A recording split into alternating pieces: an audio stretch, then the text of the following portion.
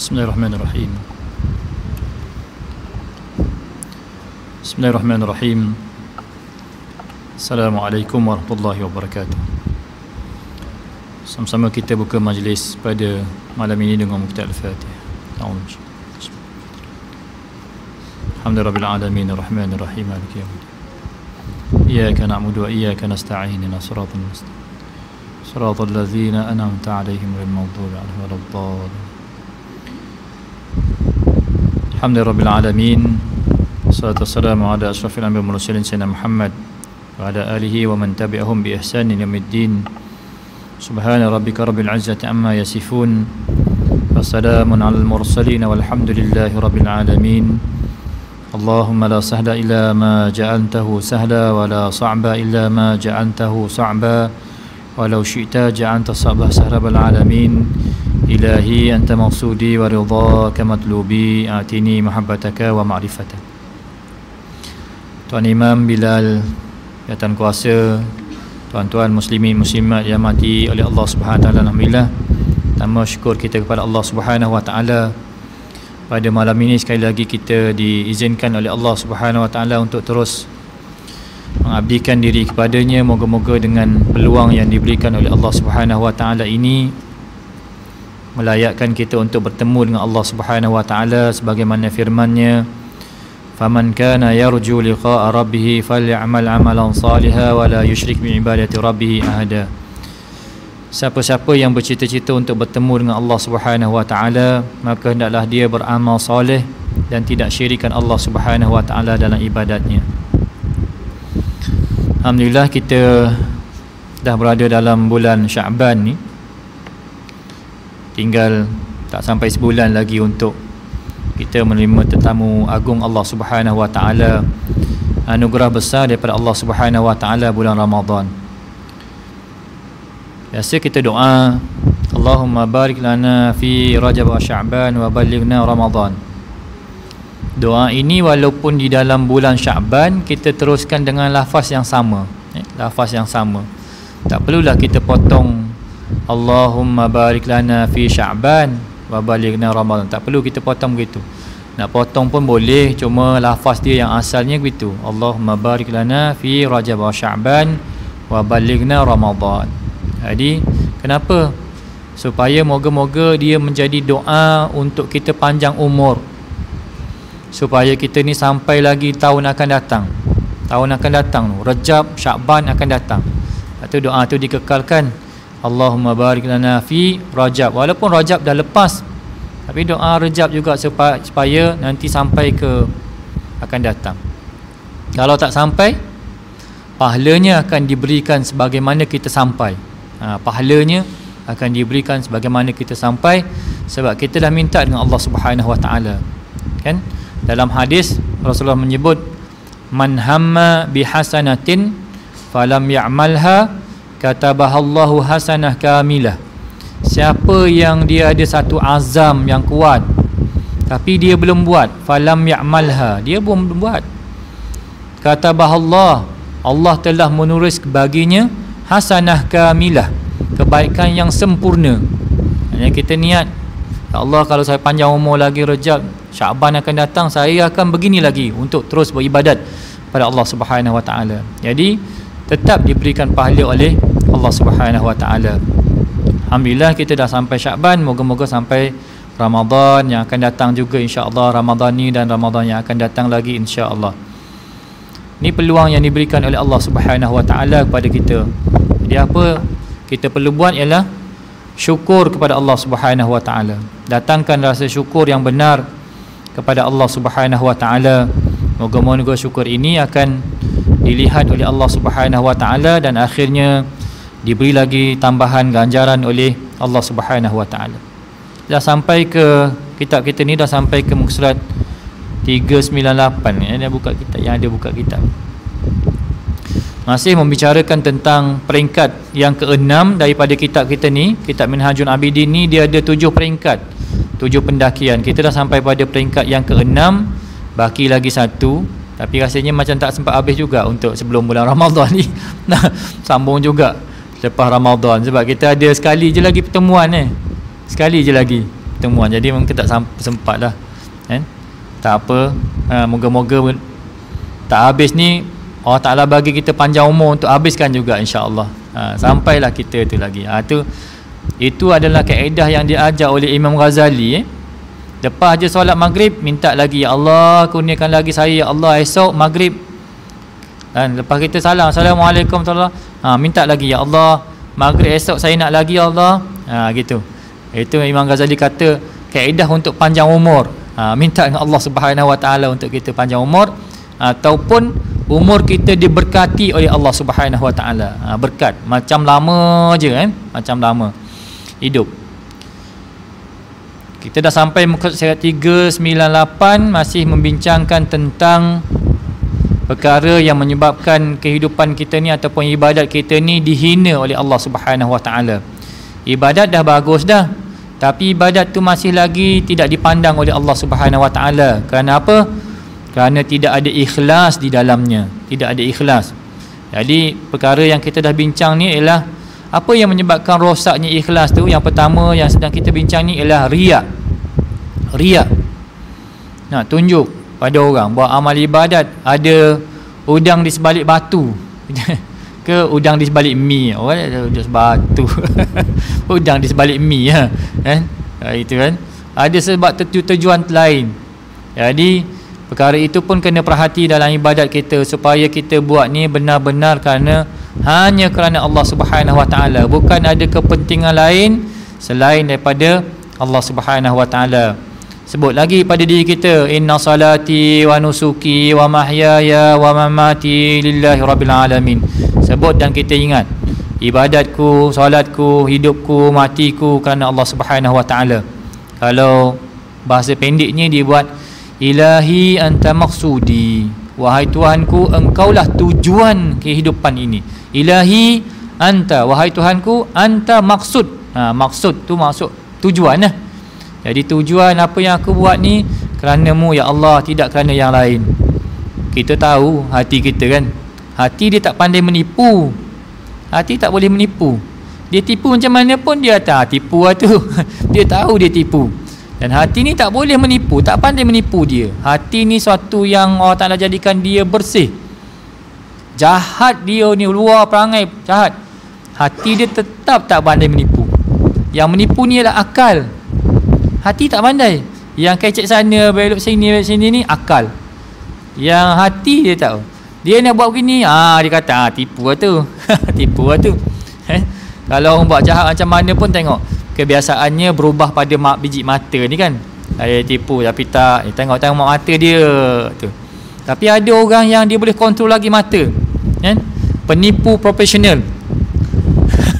Penipu profesional ni dia tipu, kita tengok dia macam tak, dia penipu langsung ustaz. Tak tipu langsung, tengok je tu penipu profesional. Kalau kita ni tak pandai tipu, payah kan. Orang biasa masuk supermarket, masuk kedai, dia boleh bawa macam-macam. Kita nak ambil gula-gula sebiji, masuk je dalam ni, dah lain macam kan. Sebab kita tak pandai menipu. Tapi kalau yang pandai menipu tu, dia ambil banyak pun dia elak je. Tu penipu profesional. Walaupun begitu, hati dia tetap tahu dia tu menipu. Hati tu tak pandai menipu. Hati tak pandai menipu. Jadi kalau kita kata kita ni buat betul kerana Allah Ta'ala, tak ada riak, hati kita tahu kita ni riak ataupun tidak. Kita tahu, cuma kita tak nak mengaku je. Ada riak tu, nak tunjuk ke orang tu, nak suruh viral lah tu, nak suruh orang tahu lah tu. Macam-macam lah dalam hati kan.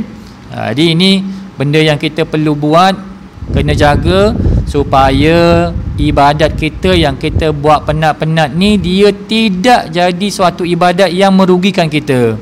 Kalau tidak jadi rugi, penat, habis masa, habis wang ringgit, habis tenaga semua, tapi akhirnya tidak dikira oleh Allah Subhanahu Wa Taala. Jadi benda tu jadi kosong lah, jadi kosong. Jadi kita dah sampai 399 ni, masih membicarakan tentang riak tu sikit. Saya baca sikit, lepas tu terus kita terus ke bahagian yang kedua pada muka surat 404, cerita tentang ujub kan.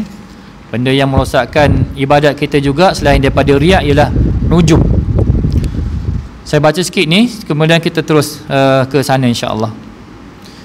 398, guru kami Imam Al-Ghazali mengatakan sesungguhnya setiap amalan yang ihtimal ni antara yang harus dapat ditujukan kepada selain Allah, dan ibadat-ibadat asal yang ikhlas amalannya.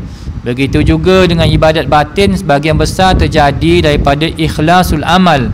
Adapun ikhlas dalam memohon pahala menurut guru Karamiyah tidak terjadi dalam ibadat batin, kerana urusan ini tidak mungkin dicampuri riak, sebab hanya Allah yang mengetahui tentang ibadat batin. Ini dia masih membincangkan tentang ibadat yang kita buat, dia mesti ikhlas pada Allah Ta'ala. Tapi boleh tak kita minta daripada ibadat tu, minta pahala yang Allah Ta'ala janjikan? Contoh, solat berjemaah, pahalanya 27 darjat. Jadi kita kata moga-moga kita pun dapat juga pahala tu. Boleh tak? Boleh lah minta pahala kan, sebab Allah Ta'ala memang dah janji dah. Boleh minta pahala tersebut. Ataupun kita buat benda yang harus, contoh makan. Ya Allah, saya makan ni untuk jadi kuat ataupun bertenaga untuk saya buat ibadat kepadamu ya Allah. Jadi makan juga mendapat pahala disebabkan niat yang kita niatkan itu. Ini cerita dia lah, saya tak nak baca ni panjang-panjang ni. Kita terus kepada muka surat yang ke 404 terus kan. Masih saya dah cerita panjang dah tentang riak ni, dan kita pun dah tahu tentang riak. Cuma sekarang nak kita jaga hati kita ni supaya tidak timbul perasaan riak tersebut. Macam mana supaya tidak timbul perasaan riak? Kita buatlah sebaik mungkin, tapi bukan untuk tunjuk kepada yang lain, tapi tunjuk kepada Allah Subhanahu Wa Taala. Allah Maha melihat, Allah Maha mendengar, Allah Maha mengetahui. Bi'amalu, buat. Allah Taala kata, wa qul i'malu fasayarallahu amalakum wa rasuluhu wal mu'minun. Buatlah, nanti akan dilihat oleh Allah, Rasulnya dan orang mukmin. Kita buat sungguh-sungguh, buat dengan baik untuk tunjuk kepada Allah Subhanahu Wa Taala, bukan yang lain. Sebab yang lain tak boleh bagi apa-apa pada kita. Tak boleh bagi apa-apa pun. Kalau kamu tunjuk pada dia pun, dia tak boleh bagi apa. Yang boleh mendatangkan manfaat dan mendatangkan mudarat ialah Allah Subhanahu Wa Taala. Itu tentang riak. Selesai kita masuk pada musyad yang ke-404. Kedua, perkara yang boleh merosakkan ibadat kita, perkara yang boleh menyebabkan kita ni dihina oleh Allah Subhanahu Wa Taala ialah sifat ujub. Adapun menjauhi sifat ujub ini ada dua sebab. Ujub ni maksudnya kita rasa diri kita sempurna, rasa takjub dengan diri kita. Wah, baguslah awak jaga solat, orang lain tak pernah jaga itu. 5 waktu datang masjid, awak ni awak baca Quran 5 juzuk satu hari. Kita rasa diri kita ni tak ada cerita pada orang, cuma diri kita rasa macam ya, boleh jadi wali dah ni. Boleh jadi wali. Dia rasa diri dia je kan. Perkara tu pun kena jaga juga. Ustaz, saya tak tunjuk pada siapa-siapa pun. Memang tak tunjuk pada siapa-siapa pun, tapi dia boleh menyebabkan rosak ibadat kita. Rosak ibadat kita, sebab kita hanya buat pada Allah Subhanahu, untuk Allah Subhanahu Wa Taala. Yang pertama ialah ujub menghalang taufik dan ta'yid daripada Allah. Taufik, Allah Ta'ala betulkan kita balik. Wafaqa, dia betulkan. Taufik, hidayah. Hidayah, taufik. Taufik ni maksudnya dia betulkan. Jalan yang tak betul tu dia betulkan. Hidayah bergerak lagi ke depan. Taufik dan hidayah, orang Melayu sebut. Ini tujuannya adalah Allah Ta'ala supaya tidak terhalangnya taufik dan ta'yid. Ta'yid ni sokongan, bantuan daripada Allah. Dan seorang yang tidak mendapat taufik dan ta'yid daripada Allah akan mudah mendapat kecelakaan. Apa kecelakaan? Bulan lepas kita bincang tentang Isra' dan Mi'raj. Masjid kita buat juga ada buat sama Isra' Mi'raj. Isra' Mi'raj. Antara perkara yang berlaku dalam Isra' Mi'raj ini ialah simbolik perjalanan Rasulullah sallallahu alaihi wasallam Isra' dan Mi'raj ni ditemani oleh malaikat. Kita nak sampai kepada Allah tak boleh sampai kecuali ada yang dekat dengan Allah membawa kita untuk dekat kepada Allah. Itu simbolik dia. Nabi tak boleh pergi sendiri. Nabi dibawa oleh yang dekat, yakni malaikat, untuk pergi sampai kepada Allah Subhanahu Wa Taala. Nabi tak pergi sendiri, ditemani oleh malaikat Jibril. Itu simbolik bila kita buat suatu amal ibadat, yang amal ibadat tu ada malaikat bersama kita, maka ibadat itu mudah untuk dapat taufik dan hidayah Allah Subhanahu Wa Taala. Sebab malaikat ni kerja dia doa. Contoh, kita duduk dalam masjid ni, tak batal lagi puasa, duduk, malaikat, Allah Ta'ala wakilkan malaikat untuk doa untuk kita. Allahumma ighfir lahu warhamhu wa'afihi wa'fu anhu, Allahumma ighfir lahu, sampai kita bangun. Itu malaikat. Kita ada wuduk, malaikat doakan kita. Kita tidur dengan wuduk. Tidur dengan wuduk, ambil wuduk, lepas tu tidur. Kan? Kalau kita dah sampai katil, terkentut lagi, tak payah dah pergi. Nanti kita penis berumur, kan? Ataupun kita tidur dengan isteri kita, kita tidur je baru letak sini, dia pun angkat tangan, letak, batal wuduk. Alah awak ni, kena lagi saya pergi ambil wuduk. Tak payah dah, sekali tu lah, sekali tu dah dikira. Sekali tu dah dikira. Dia ambil wuduk. Siapa yang ada wuduk sepanjang malam tu, dia didoakan sampai ke siang oleh malaikat. Ini peranan malaikat. Percaya kepada malaikat. Percaya macam mana? Malaikat ni dia akan sentiasa ada dengan kita selama mana kita tidak melakukan dosa kepada Allah, buat maksiat, buat sesuatu yang dilarang oleh Allah SWT. Malaikat ni sentiasa ada dengan kita dan dia doakan kita. Tujuannya apa? Liyukhrijakum minaz zulumati ilan nur, supaya dia mengeluarkan kamu daripada kegelapan kepada cahaya Allah. Malaikat ni doa supaya kita ni mendapat cahaya Allah, dapat taufik dan hidayah Allah Subhanahu Wa Taala. Jadi ta'yid, pertolongan daripada Allah Subhanahu Wa Taala, antaranya ialah Allah wakilkan malaikat untuk sentiasa bersama dengan kita. Jadi bila nak buat maksiat, teringat, tu dia bagi ilham, malaikat ni duduk bagi ilham, jangan buat benda ni, dia ingatkan kita. Gitu kan. Bila ada malaikat tu macam tu. Tapi kalau kita waktu tak ada malaikat, habis lah, kita buatlah apa yang tu. Jadi perlu mencari keadaan, masa, orang, tempat yang malaikat ni ada sentiasa bersama dengan kita. Malaikat rahmat malaikat apa nama ni, malaikat maut, sampai masa macam mana pun dia ambil.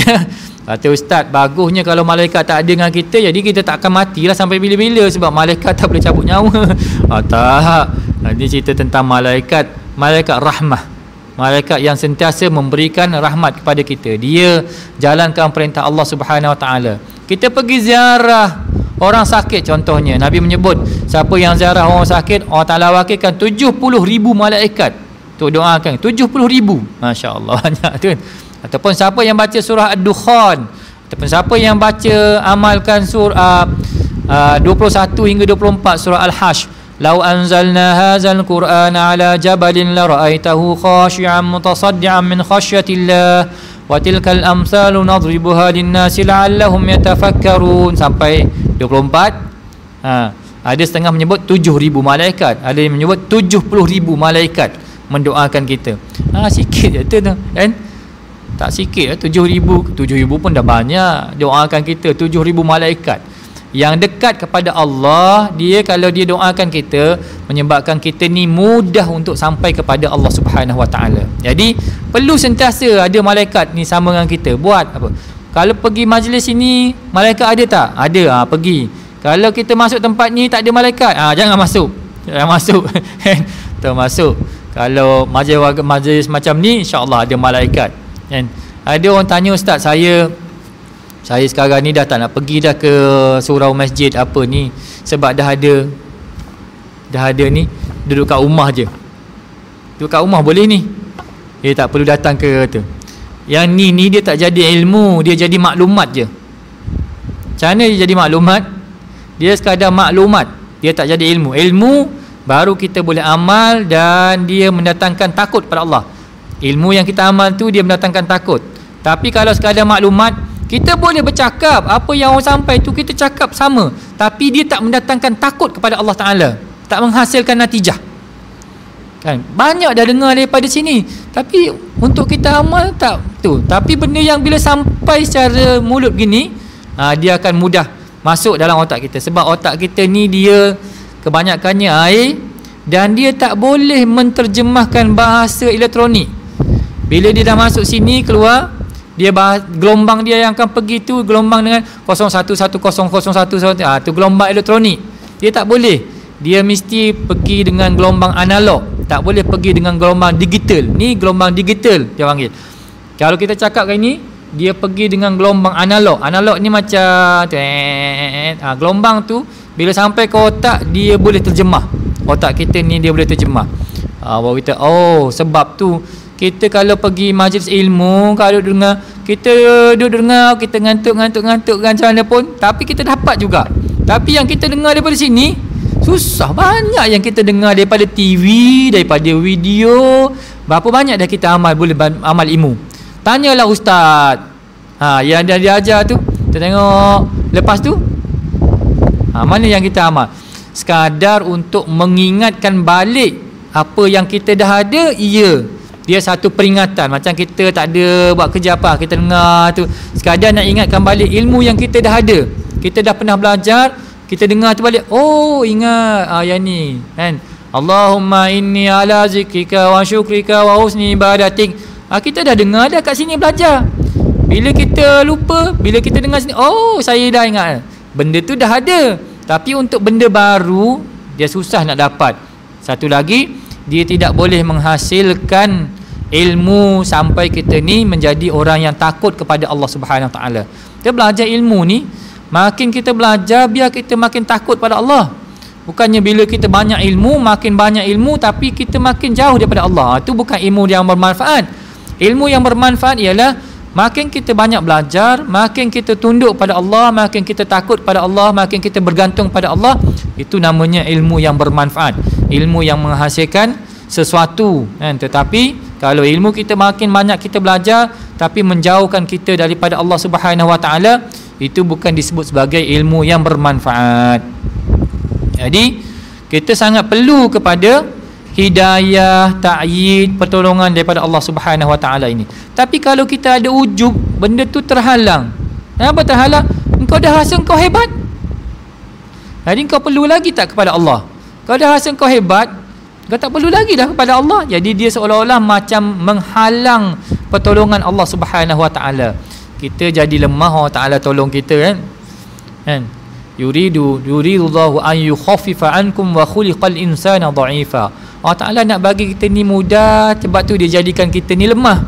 Manusia ni lemah sebab dia nak bagi keringanan kepada kita. Kalau 50 rakaat, 50 waktu kena solat, 50 waktu kena solat, agaknya kan tak ada orang yang 5 waktu ni pun kan susah kan.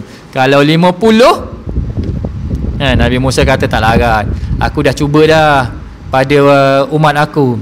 Mereka tak boleh. Umat kau lagi tak boleh kan. Minta dengan Allah Ta'ala, minta Allah Ta'ala kurang lagi, minta sampai 5 aja, 5 waktu. 5 ni pun kalau tak tu rasa kuat ke kita? Tak kuat. Jadi kena minta bantuan dengan Allah. Kalau minta bantuan dengan Allah, jangan rasa diri kamu kuat, rasa kita hebat. Hebat dah aku ni dapat solat malam sekali dah rasa macam ahli syurga gitu kan. Tak lagi, masih lagi mengharapkan Allah Ta'ala. Tu solat kita tadi dah solat maghrib dah, esok nak solat maghrib lagi berapa? Dah solat dah maghrib, dah cukup kata. Tak, kita perlu lagi pertolongan Allah Subhanahu Wa Taala, datang lagi minta dengan Allah Subhanahu Wa Taala. Jadi sebab tu tidak boleh ada perasaan ni, ada ujub ni, sebab dia menghalang taufik dan pertolongan Allah Subhanahu Wa Taala kepada diri kita. Kalau kita jadi orang yang lemah, sedar kita ni orang yang lemah, sedar kita ni memerlukan Allah, Allah sangat suka tolong. Allah Ta'ala bagi semua pertolongan dia kepada kita. Tapi kalau kita lupa pada Allah, ingat diri kita sahaja, kalau Allah Ta'ala biarlah kita dengan diri kita. Rasulullah sallallahu alaihi wasallam bersabda, terdapat 3 perkara yang menyebabkan seseorang itu mendapat keburukan dan kecelakaan. Pertama, sifat kedekut. Kan? Bukannya benda tu baik pun bagi kita, tapi bila ada kedekut ni sebenarnya dia merupakan suatu keburukan kepada kita. Kan? Belajar supaya tidak kedekut. Ambil RM1 dulu, ambil RM5 dulu, kan? Kadang-kadang ada baju cantik, bagilah baju yang kita paling sayang tu bagi pada orang. Ini kalau bantuan banjir, kita pilih yang mana dah tak boleh pakai, tengok bagi pada orang. Orang tengok pun tak nak juga, sebab kau pun dah tak nak. Cuba bagi yang kita nak. Yang ni bagus ni, cantik ni, yang saya suka pakai ni. Yang kau suka pakai itulah bagi pada orang. Allah Ta'ala kata apa? Lan tanalul birra hatta tunfiqu mimma tuhibbun. Kamu tak akan dapat kebaikan yang sebenar sehingga kamu infak suatu yang paling kamu kasihi. Infak yang paling kita suka lagi, kan? Saya balik rumah selalu, kalau balik daripada masjid kita ni, surau kita ni, selalu ada bekalan bawa balik rumah. Selalu ada bekalan. Dan bekalan daripada sini, orang rumah saya suka makan. Saya makan sikit, dia makan. Sedap, orang sini pilih. Tempat lain kurang sikit. Ini betul ni cakap ni, tak, bukannya jet bukannya angkat, tak, bukannya. Setiap kali bawa tu dia makan, sedap, dia punya rasa dia cukup, dia tu, cukup, kan? Suka dia. Dia dah balik, banyak kan bawa bagi tu kan, makan seorang tak habis, panggil makan, sedap, kan? Masak sendiri agaknya. Masak daripada iman, kata orang, masak daripada iman memang sedap. Allahu Akbar. Tempat lain dia bagi juga, kan? Tapi yelah itu. Tapi takat yang saya pergi mana tempat ni, antara tempat yang sedap ni lah, kan? Bawa bekalan balik, sedap.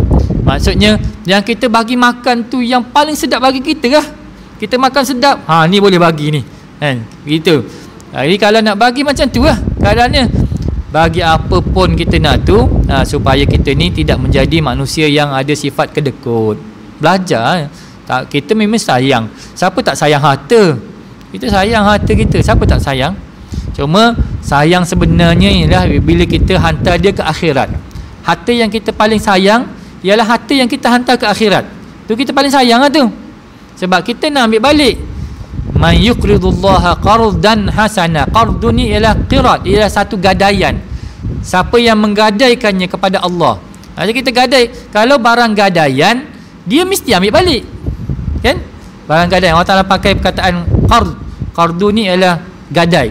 Kan kita nampak qardu hasan, tu kedai apa? Gadai, kan? Bawah bank rakyat contohnya, bawah bank muamalat. Tu dia ada gadaian. Gadaian kita ambil emas pergi letak, ambil duit dia pakai dulu. Nanti bila kita ada duit, hantar balik duit, bayar, ambil balik emas kita. Kita dengan Allah Ta'ala, kita ada gadaian. Kita gadai. Ada sesuatu yang kita gadai kepada Allah Subhanahu Wa Ta'ala, dan perkara itu akan dipulangkan balik dalam jumlah yang besar oleh Allah Subhanahu Wa Ta'ala pada kita. Maka jangan jadi orang yang kedekut.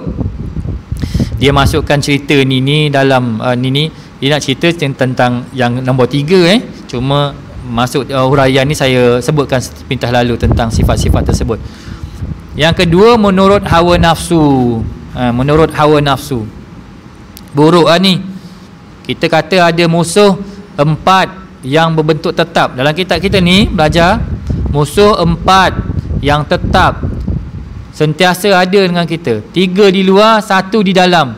Musuh kita 3 di luar, makhluk, dunia, syaitan. Ni 3 kat luar, 1 di dalam, nafsu. Ada 4 musuh yang berbentuk tetap. Yang mendatang tu banyaklah. Takdir, rezeki, musibah dan sebagainya tu dia panggil benda yang mendatang. Tapi yang tetap ni ada 4 ni. Antara yang paling susah ialah nafsu. Sebab dia dalam diri kita. Payah yang ni kena sungguh-sungguh. Wallazina jahadu fina. Allah Ta'ala guna perkataan jihad. Dengan nafsu ni gunakan jihad, baru boleh lawan. Kalau tak boleh lawan. Kena jihad sungguh-sungguh, lawan, kan? Sama ada engkau aku mati ataupun kau yang akan mati, gitu kan, jihad, kan? Sungguh baru boleh. Kalau tidak kita akan kalah. Kalah lagi ustaz. Memang kan, lawan lagi, minta tolong dengan Allah Subhanahu Wa Taala. Tak boleh tidak, kena tu, jangan ikut dia menurut hawa nafsu. Yang ketiga ialah sifat ujub. Yang dia dengan bincang sekarang ni ialah sifat ujub ni lah. Cuma dimasukkan dalam hadis ni tentang 3 perkara yang menyebabkan kita mendapat keburukan dan kecelakaan.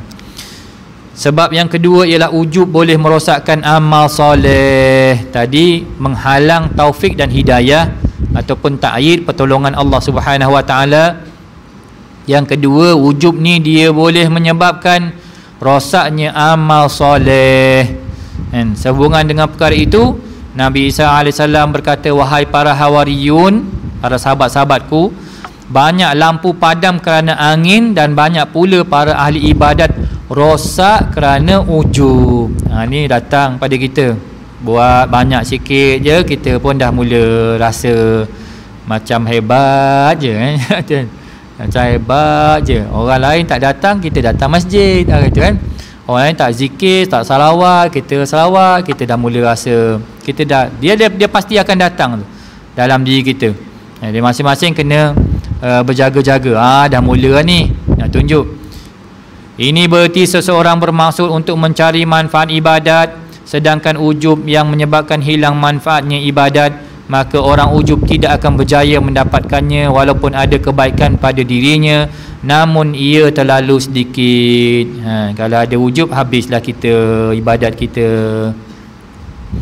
Ujub artinya mengagungkan diri atau menganggap agung amalan yang telah dilakukannya. Saya ada doa yang special, gitu kan. Awak nak tak doa special daripada saya? Nak tunjuk, nak beritahu juga dia ada doa yang special, doa hebat. Kalau biasa kalau minta ustaz buat air, biasanya ustaz tak baca kuat-kuat. Tak baca kuat, nanti orang tu minta air ustaz. Kalau kita ada mak dengar ada ustaz, bagi mak kita buat mak kita buat. Ustaz dengan mak kita lagi doa dia makbul lah. Tunggu ustaz juga, tunggu ustaz. Mak depan mata. Bagi mak tolong doakan mak. Kan? Doakan untuk saya, doakan untuk anak saya, bagi buka. Mak baca, mak nak baca apa mak? Kita baca apa? Ustaz pun sama je baca. Bismillahirrahmanirrahim. Kalau kita baca kuat Bismillahirrahmanirrahim, orang kata apa? Bismillah je. Bismillah je. Dia kalau dah bunyi je tu, dan sebab tu ustaz dia kalau suruh buat air, dia baca diam-diam je. Tiup. Kita baca apa? Bismillahirrahmanirrahim. Alhamdulillahirabbil arrahmanirrahim. Baca Fatihah je, aku datang jauh-jauh baca Fatihah je. Aku boleh buat sendiri. Buatlah, memang suruh buat sendiri. Kan? Yang pergi pada ustaz tu buat apa?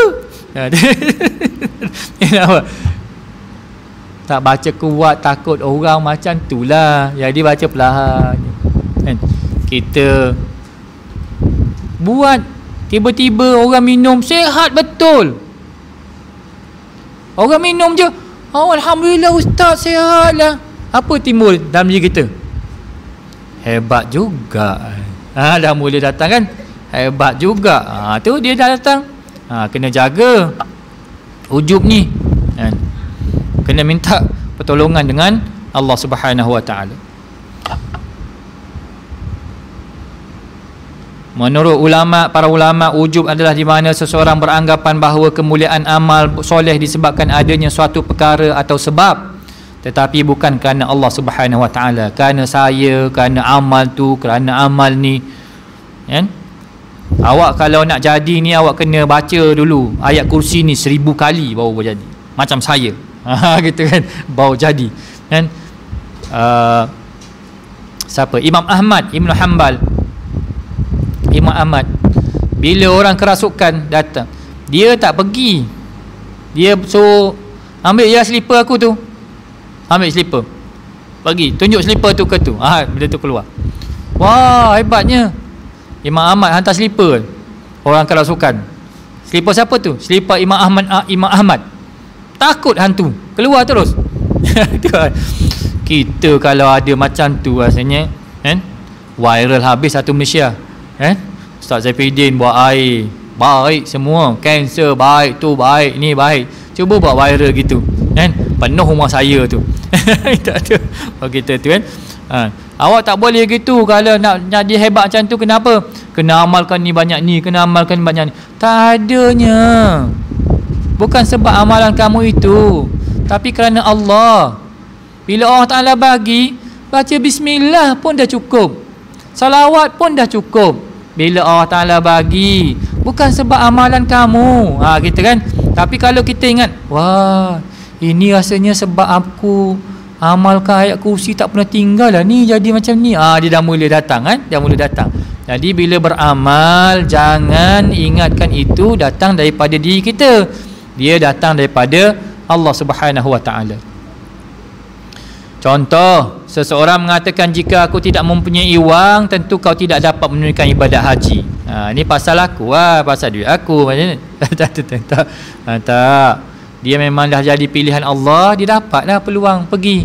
Diberikan peluang oleh Allah SWT, dipilih oleh Allah Subhanahu Wa Ta'ala.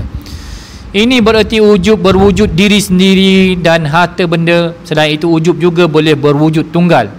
Lawan kepada ujub ialah zikrul minnah. Zikrul minnah maksudnya ingat pemberian.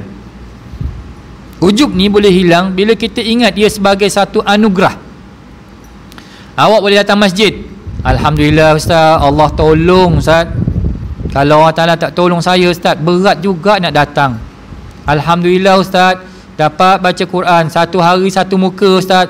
Kalau Allah Ta'ala tak bagi masa pada saya, tak boleh baca juga Ustaz. Alhamdulillah. Dia panggil zikrul minnah. Ingat anugerah, pemberian. Ini pemberian Allah. Ustaz, alhamdulillah, umur 80, sihat.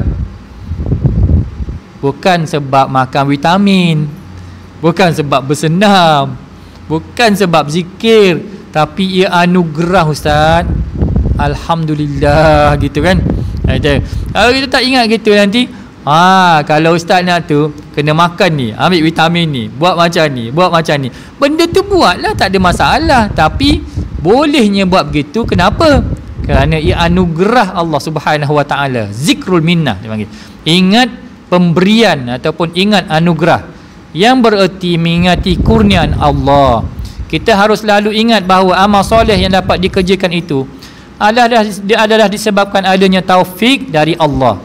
Sesungguhnya Allah yang memuliakan amalannya dan memperbanyakkan pahalanya.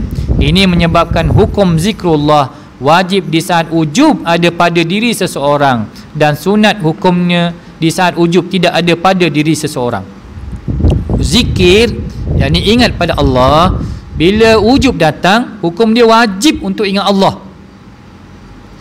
Bila tak ada ujub dalam diri kita, hukum dia sunat. Zikir tu hukum dia sunat. Tapi kalau dia datang ingat, wah saya ni, kena ingat Allah. Wajib waktu tu kamu ingat pada Allah Ta'ala. Istighfar ke, sebut subhanallah ke, sebut alhamdulillah ke, kan? Sebut, ingat Allah Ta'ala. Ini engkau ya Allah, engkaulah segalanya, engkau yang beri ini ya Allah. Bukan tu kita dengan Allah Subhanahu Wa Ta'ala. Tapi kalau kita tak ingat, dia mesti datangnya. Kan? Bila tak ingat Allah, dia dah mula datang lah tu. Orang dah bagi dia, tak ingat pun nak ucap terima kasih. Dia kita pun dah mula datang. Tu kena ingat, kita boleh bagi dia tu pun sebab Allah. Dia yang kurniakan pada kita. Ada lebih sikit, kita pun bagi, kan? Bagi tu ingatlah, ia ni pemberian Allah, bukan hak kita pun. Allah Ta'ala lalukan je untuk kita. Jadi supaya kita ni dapat manfaat, kita bagi. Ingat Allah, ingat kepada Allah Subhanahu Wa Ta'ala. Jangan lupa kepada Allah Subhanahu Wa Ta'ala.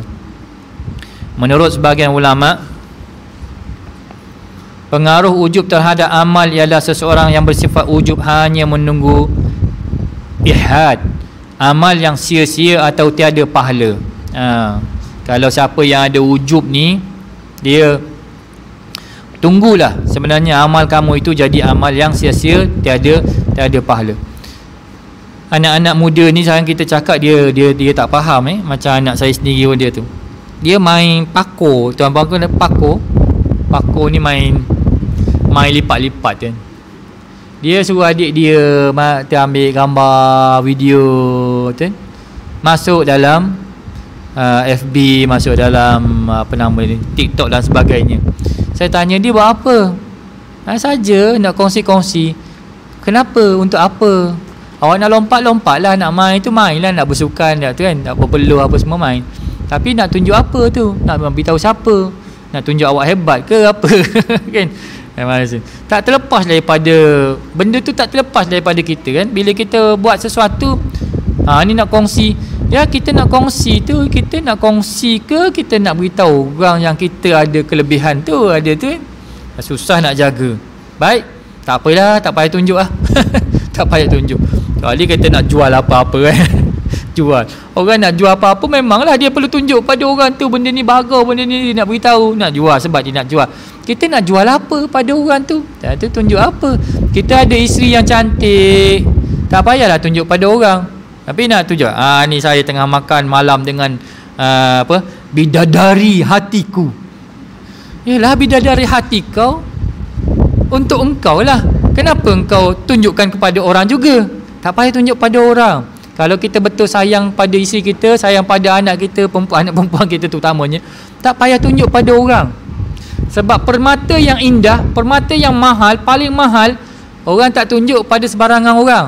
Kau ni permata ni harga dia, permata ni harga dia 10 juta. 10 juta. Pergi pada orang 10 juta. 10 juta. Sekejap lagi kau habis lah. Orang tak tunjuk, orang tak beritahu. Diam je. Orang pakai emas betul dia pakai emas betul. Biasa tak tu. Orang pakai emas Zulian, tengok besar. Pakai Zulian besar gitu kan. Pencuri tengok je kan. Ambil lah Zulian. Zulian je ni. Zulian dah tak ada sekarang tak ada, macam dah tak ada Zulian. Ini Zulian. Orang tengok je, memang besar tapi Zulian, orang tak ambil. Walaupun besar macam mana pun, tapi kalau emas tu kecil pun orang ambil. Jadi benda yang tu orang tak tayang. Benda yang mahal, yang berguna, yang nilai dia tinggi, orang tak tayang. Jadi kita kena faham ni betul. Kalau kita ada sesuatu yang bernilai untuk diri kita, maka kau jangan tayang dia pada orang. Jangan tayang dia pada orang. Nanti orang datang sakit hati, orang datang penyakit ain. Penyakit ain susah nak berubat tuan. Sebab kita tak tahu siapa yang, mata siapa yang menyebabkan kita sakit kan? Bila masuk dalam ni FB, masuk dalam TikTok dan sebagainya ni, orang tengok dia sangat kagum, dia kagum dalam keadaan dia daripada lubuk hati dia tu, jadi menyebabkan turun ke mata dan berlakulah sebagaimana macam seolah-olah macam kena sihir. Kena sihir. Ramai yang kena. Carilah ubat kan, susah nak tu nak pulihkan balik penyakit ain ni. Dapat anak, kita ambil gambar anak tu masuk. Ada orang yang tengok ni, dia tak dapat anak, kahwin dah 20 tahun 30 tahun tak dapat anak. Kita kejap-kejap seorang anak keluar, kejap-kejap seorang anak keluar, post lagi, kejap-kejap post lagi. Dia tengok, geramnya, asyik dia je dapat rezeki, aku bila datang penyakit ain. Budak tu ada masalah, tiba-tiba ada masalah, ustaz budak ni dah kena penyakit ain namanya. Jadi macam mana kita nak cari tu? Mata banyak tengok tu. Jadi kalau kita ada benda begitu, simpan elok-elok, jangan, tak perlu kita nak tonjolkan. Tapi orang moden ni dia tak boleh semua benda dia nak kongsi kan, apa pun dia nak kongsi kepada tu kan, sampai masalah-masalah ni berlaku sangat berluasa, akhirnya dah tak terkawal lagi untuk kita keadaan pada masa ini. Bismillahirrahmanirrahim. Wa bihi nasta'in wa la udwana illa 'alal zalimin, amma ba'd. Sambung sikit lagi ni.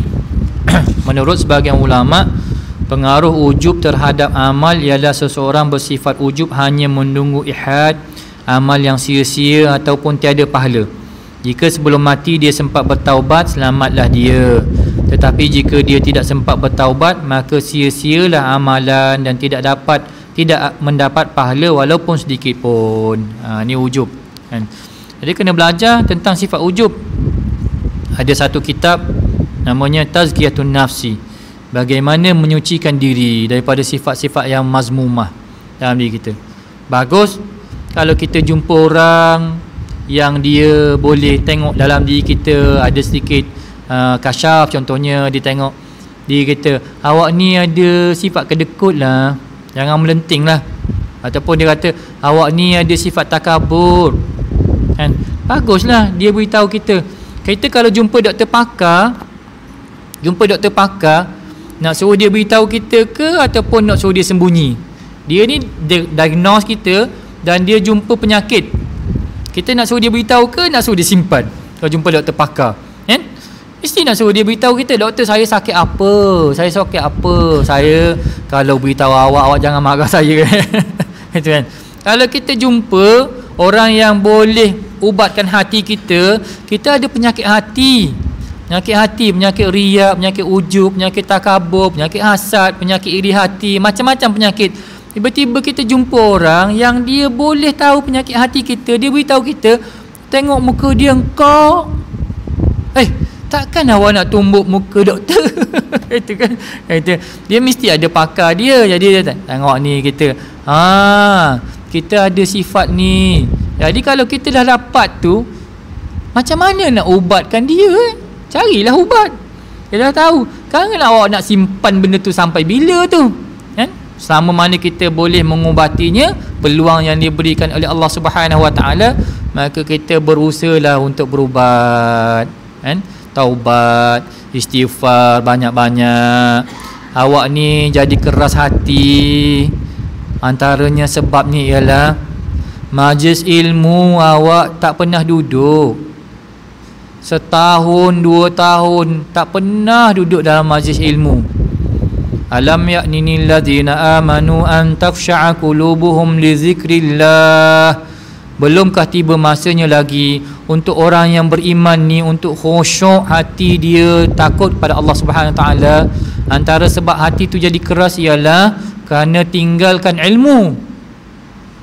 Ulama menyebut kalau kita tinggal majlis ilmu 1 minggu, tengok kalau kita pergi jalan mana-mana 2 minggu kita rasa macam malas sikit tu, hati dah mula keras. Tapi kalau setiap hari kita dapat makanan dia tu, InsyaAllah dia akan membawa kita ni makin mudah untuk melakukan ibadat, mungkin mudah untuk ingat kepada Allah Subhanahu Wa Taala, mudah untuk hati tersentuh bila lihat orang susah, bila lihat miskin, bila lihat anak yatim. Sebab apa? Ada keberkatan ilmu yang melembutkan hati kita. Gitu kan? Ada sebabnya apa? Awak Quran, tengok tu Quran berdebu, Quran kat rumah kita berdebu, tak pernah pegang Quran tu. Patutlah kan hati kita ni jadi keras, hati kita ni jauh daripada Allah Subhanahu Wa Taala. Jangan sebut gitu, marah. Lalu kan dia marah kita. Pandai yang kau kata kaku nanti. Allahu Akbar kan. Tak boleh kan. Nanti jadi macam Ustaz Kazim ngajar-ngajar, dia orang mendengar ni kadang-kadang dia kata ni kata kaku ni. Kata kaku dia buatnya. Sian kawan tu, sakit kan. Allahu Akbar. Tak, bila kita dapat diberitahu untuk orang-orang tertentu, syukur. Macam Imam Abu Hanifah, dia tegur anak muda yang main terompah yang selipar kayu tu, terompah selipar kayu tu, terompah. Ya, terompah. Budak ni duk pakai selipar tu lah, ketak. Imam Abu Hanifah lalu, anak, hati-hati nanti jatuh. Budak ni tengok, imam yang mulia, imam yang besar. Tuan hati-hati tahu, kalau tuan jatuh daripada tempat mulia ni teruk lagi tahu, lagi teruk daripada saya. Kalau saya jatuh sakit, tapi kalau tuan jatuh daripada tempat ni kan, habis tuan. Maksudnya kalau engkau ada ujub, habislah. Imam Abu Hanifah dengar budak ni cakap, berubah muka. Ya Allah kan, datang teguran daripada seorang budak. Kalau kita nak siapa, mulut tak pandai jaga, aku cili garang budak tu kan. Tengok kita kan, tapi imam ni tak kan. Sebab itu peringatan daripada Allah melalui mulut anak seorang budak kecil. Melalui budak kecil. Dia dengar, ya. Betul. Betul. Astaghfirullahalazim. Kan? Jangan disebabkan tu kita dijatuhkan oleh Allah Subhanahu Wa Taala. Tengok teguran datang daripada mana? Budak kecil. Engkau tahu apa? Aku makan garam dulu daripada engkau. Kan? Siapa tengok matahari dulu? Engkau ke aku? Tengok matahari dulu. Tengok matahari pun jadi kisah. Makin sombong. Orang tu kita kata aku makan garam dulu. Patutlah darah tinggi cik. Lagi marah. Allahu Akbar. Dan kita kan begitu. Jadi datanglah itu. Bila kita ada ilmu ni, insya-Allah datang teguran-teguran begini akan menyebabkan kita ni akan ingat kepada Allah Subhanahu Wa Taala. Kita berhenti dulu sini insya-Allah. Mana? Menurut sebahagian para ulama, muka surat 405 tu, kita berhenti dulu. Sebahagian ulama pengaruh ujub terhadap amal soleh ialah seseorang bersujud hanya menunggu ihad. Kita berhenti dulu insya-Allah. Jumpa lagi pada masa akan datang. Moga Allah Subhanahu Taala beri lagi peluang pada kita untuk terus membincangkan ilmu untuk mendekatkan kita kepada Allah Subhanahu Wa Taala, seterusnya memimpin kita insya-Allah sampai ke syurga Allah Subhanahu Wa Taala insya-Allah. Wabillahi taufik wal hidayah. Assalamualaikum warahmatullahi wabarakatuh. Alhamdulillahirabbil alamin wassalatu wassalamu ala asyrafil anbiya'i wal mursalin Muhammad wa ala alihi washabbihi wasallam. Allahumma inna nas'aluka lisanan ratiban bidzikri wa qalban mafhuman bisyukri wa badanan hayyinan layyinan bi ta'atik. Allahumma inna nas'aluka imanan kamila wa nas'aluka qalban khashi'an wa nas'aluka ilman nafi'an wa nas'aluka yaqinan sadiqan wa nas'aluka dinan qayyiman wa nas'aluka al-'afiyata min kulli baliyah wa nas'aluka tamamal ghina 'anil nas wa hab lana haqiqatal iman bik hatta la nakhafa wa la narju ghayraka wa la na'budu shay'an siwak waj'al yadaka mabsutatan 'alaina wa 'ala ahlina wa auladina wa man ma'ana bi rahmatik wa la takilna ila anfusina tarfata 'ain wa la aqalla min zalika ni'mal mujib. Sallallahu ala khairi khalqi sayyidina Muhammad wa ala alihi wa sahbihi wa sallam. Alhamdulillahi rabbil alamin. Taqabbalallahu minkum.